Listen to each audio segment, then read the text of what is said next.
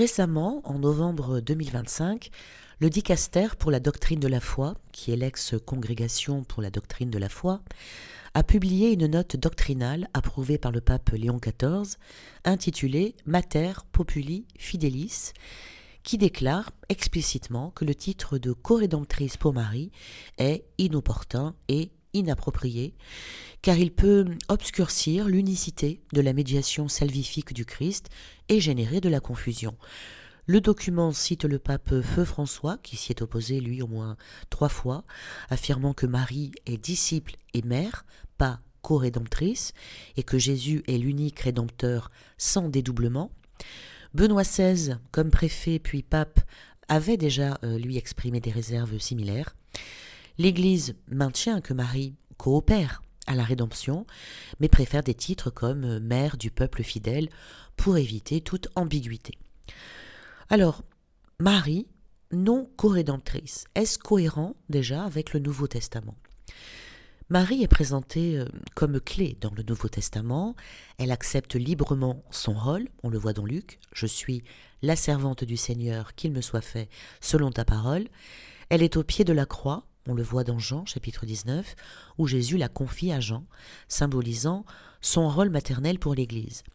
Mais nulle part, c'est vrai, le Nouveau Testament ne l'appelle corédemptrice ou ne lui attribue une part active dans la rédemption au sens sacrificiel. La rédemption est accomplie par le sang du Christ seul.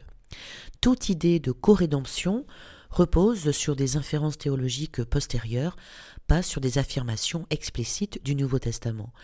Le Nouveau Testament est très clair et très sobre sur la rédemption. Dans Timothée 2, il y a un seul Dieu et un seul médiateur entre Dieu et les hommes, Jésus-Christ, homme qui s'est donné lui-même en rançon pour tous. Ce texte est central et il dit plusieurs choses fortes. Un seul médiateur, non partageable. Ce médiateur est le Christ en tant qu'homme, précisément parce qu'il unit en lui Dieu et l'humanité. La rédemption est liée au don de sa vie, acte que personne d'autre ne peut accomplir.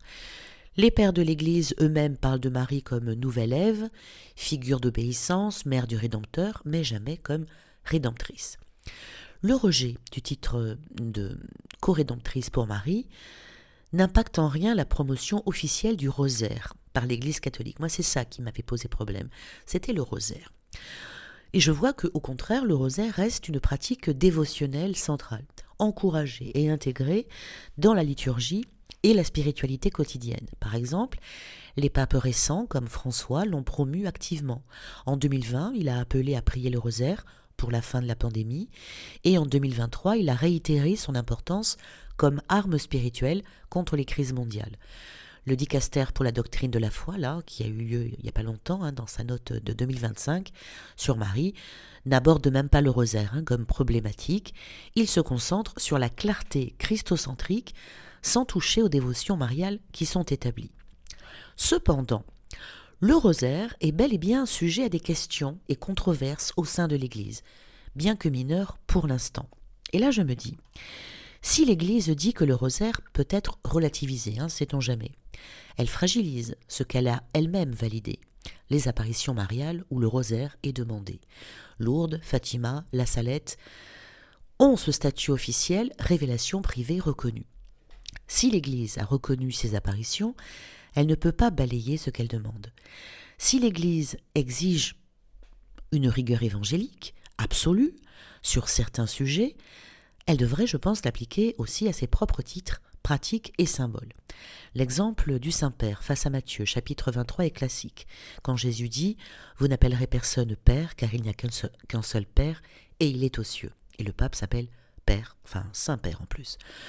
Donc là, bien sûr, Père n'est pas pris au sens absolu, mais spirituel, honorifique, relationnel.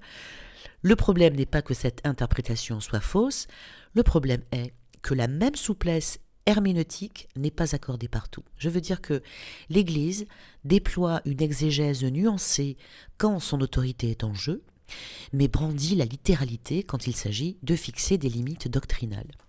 Et cela crée un sentiment d'asymétrie et donc de malaise. Ce n'est pas de l'hypocrisie au sens moral, mais c'est une incohérence institutionnelle perçue, et elle est réelle.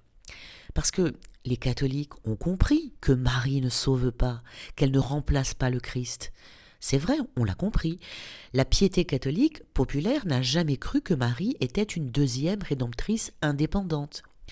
Alors je me suis demandé pourquoi cette insistance récente à dire publiquement ce qu'on ne disait pas avant. Alors on va me dire parce que l'Église ne parle pas seulement à ses fidèles, elle parle au monde protestant, au monde académique, au dialogue œcuménique, et elle parle aussi à ses propres fractures internes. Et là est le cœur du problème. Ce n'est pas Marie qui est en jeu, c'est la frontière doctrinale. Le terme corédemptrice est théologiquement explosif, même si, pastoralement, il est compris. Il suggère, même involontairement, une nécessité parallèle. Et ça, pour Rome, c'est une ligne rouge. Mais fallait-il en faire une déclaration solennelle, visible, publique, maintenant ? Le problème n'est pas ce qui est dit, mais le moment et la priorité. Dans un monde où des chrétiens sont persécutés, massacrés, marginalisés, on donne l'impression que les urgences sont ailleurs. Et là, on touche à quelque chose de douloureux. L'Église parle souvent juste, mais pas toujours à propos. Elle clarifie Marie, là, pendant que la foi s'effrite. Elle canonise, par exemple, rapidement des figures médiatiques, pendant que des communautés s'éteignent. Elle parle beaucoup de dialogue, mais peu de protection explicite des chrétiens qui tombent quand même dans le monde. Moi, j'aimerais une église forte et aimante, j'en ai déjà parlé. Je ne demande pas une église autoritaire, fermée ou idéologique.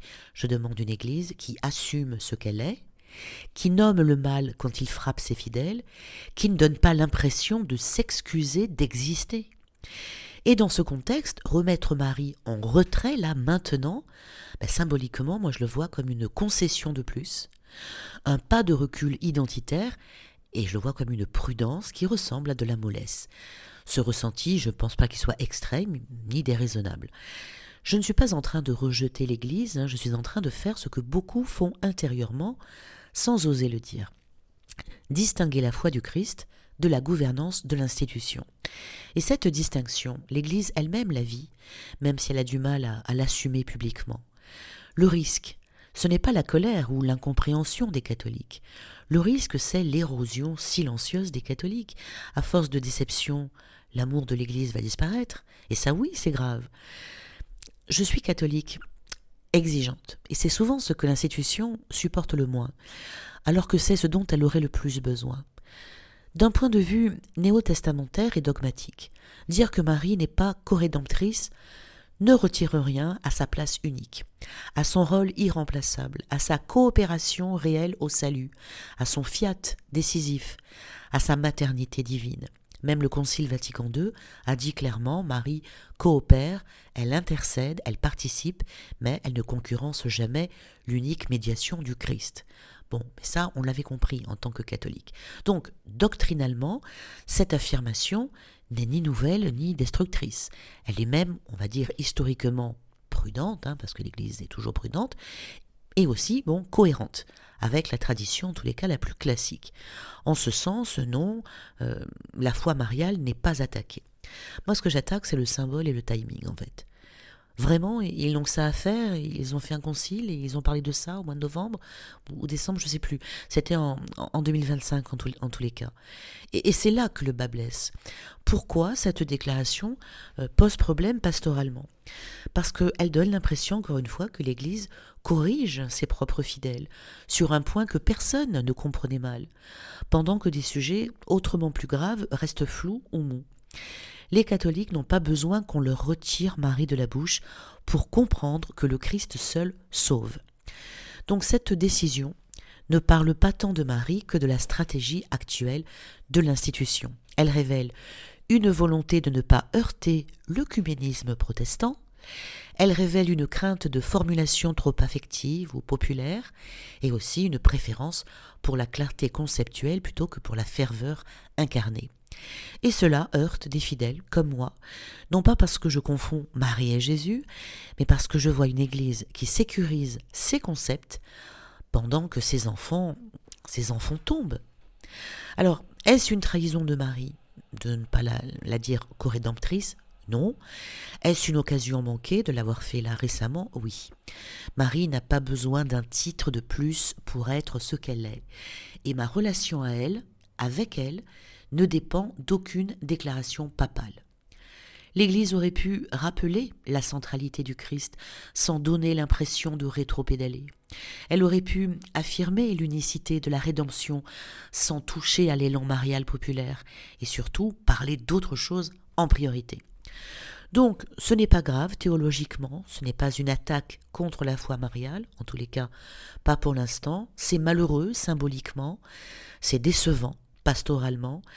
Ce n'est pas ça, en tous les cas, qui affaiblit la foi. Ce qui affaiblit la foi, c'est le décalage entre discours et réalité vécue. Et là-dessus, il faut être lucide. Alors les catholiques, comme moi, intercédez toujours auprès de Marie, faites le rosaire avec conviction, sans répéter les mots, mais en les vivant consciemment, en étant dans ce que vous dites. Parce que le rosaire est une arme redoutable. Marie n'est pas co-rédemptrice, elle reste une figure incontournable du catholicisme. Elle est la mère de Dieu, la mère du peuple, celle qui intercède pour nous, celle qui nous rapproche de son Fils. Elle n'est pas co-rédemptrice, continuez à faire vos doctrines, mais ce sera la dernière concernant Marie, et s'il touche au rosaire, j'espère que le 1,5 milliard de chrétiens se réveillera pour les contrer. Je n'ai pas un problème avec l'Église parce que je serai exigeante.